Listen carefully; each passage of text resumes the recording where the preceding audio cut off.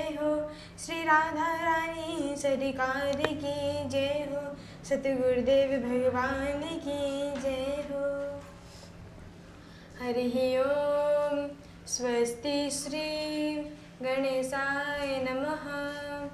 हरि ओम। स्वस्ति श्री राधा कृष्ण चरण कमलेभ्यो नमः। हरि ओम। स्वस्ति श्री गुरुदेव चरण कमलेभ्यो नमः। हरि ओम। स्वस्ति श्री मातपितृ चरण कमलेभ्यो नमः। लंबोदरं परम सुंदरमेकदन्तं रक्तांबरं त्रिनयनं परमं पवित्रम् उद्यद्दिवाकरकरोज्ज्वलकायकान्तं विघ्नेश्वरं सकलविघ्नहरं नमामि।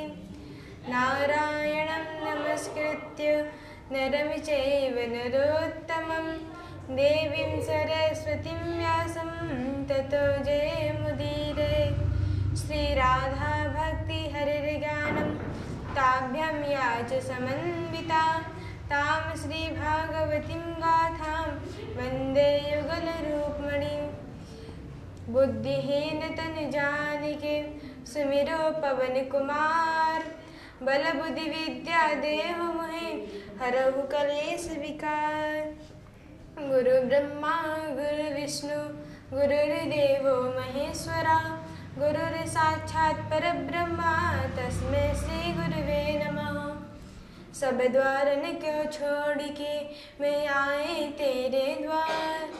हे गुरु ब्रह्मा हे गुरु विष्णु नेक मेरी ओर निहार।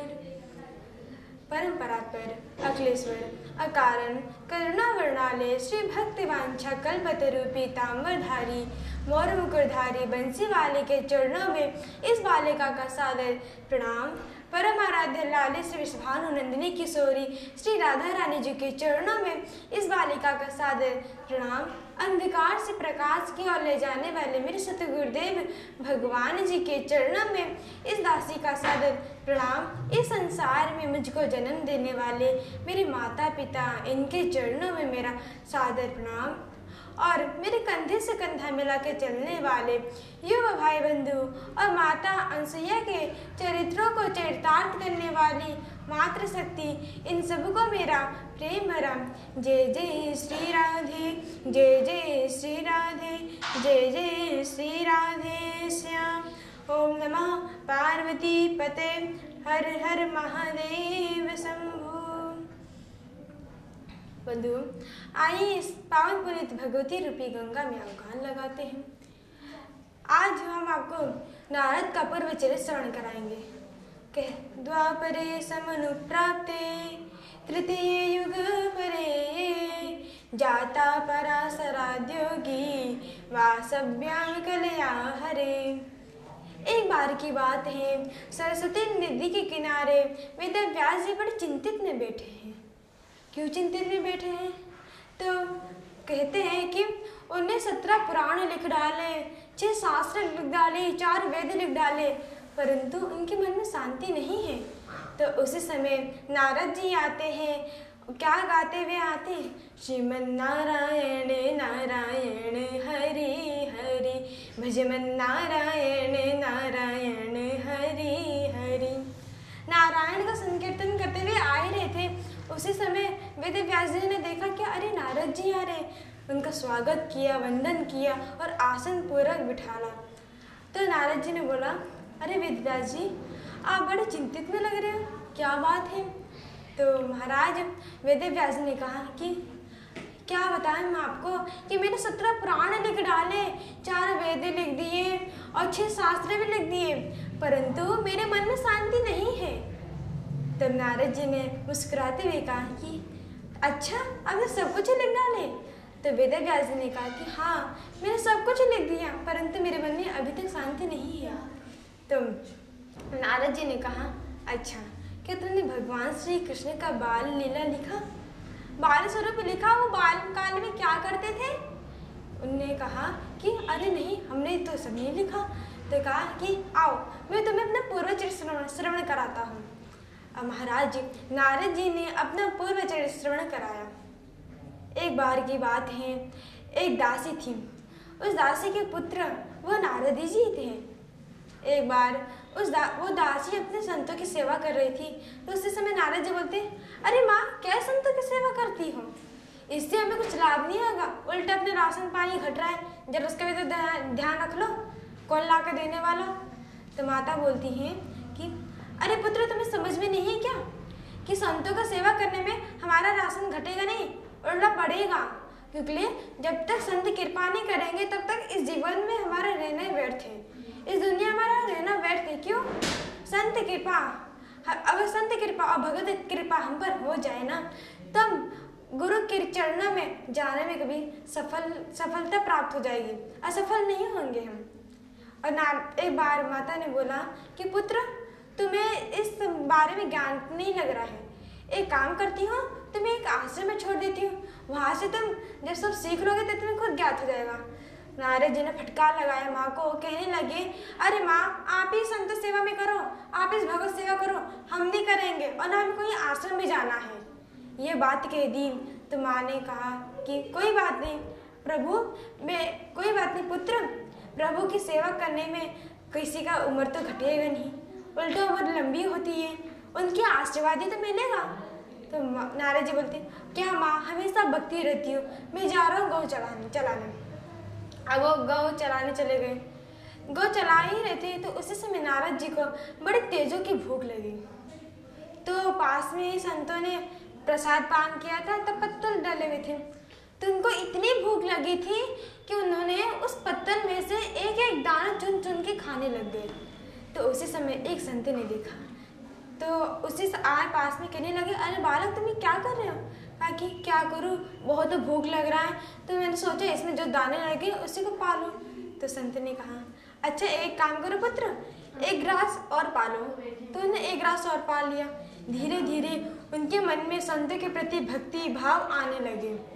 जैसे भक्ति भाव आने लगी तो उन्हें सोचा कि अरे मैंने क्या किया है, मैंने संतों की सेवा करने के लिए माँ को मना किया है, अरे मैं कितना बड़ा पापी हूँ।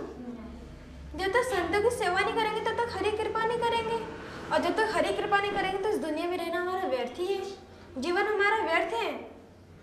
तो ये बात कहा तो संत ने कहा कि कोई बात नहीं बालक, इस समय तुम बालक हो, इस समय तुम्हारे अंदर बुद्धि नहीं है, ना समझो तुम, जब तुम बड़े हो जाओगे तो समझ आ जाएगा, अभी तो तुम्हें अपनी गलती का एहसास हो रहा है ना, धीरे धीरे तुम्हें सब समझ आ जाएगा बालक। ये कहकर आशीर्वाद दे दिए और चले गए। कुछ दिनों बाद खुद वो बालक संतों की सेवा कर रहे थे, तो उसी समय उनकी माँ ने देखा, अरे मेरा बालक संत की सेवा कर रहा है। बड़ी खुश हो गई और कहने लगी संतों के पास जाकर कि हे संत, आपकी बड़ी कृपा है, आपने बहुत बड़ी मुझ पर कृपा की कि मेरे बालक को एक संत सेवा बना दिया, जिससे वो संतों की सेवा करे, वरना हमेशा तो वो तो संतों का अपमान करता था, वो कभी संत सेवा करना चाहता ही नहीं था। जिससे बात का संत ने मुस्कुराते कहा कि देवी, प्रभु की कृपा है, जब तक प्रभु कृपा नहीं करेंगे तब तक संत सेवा भी कहाँ पर मिलती है।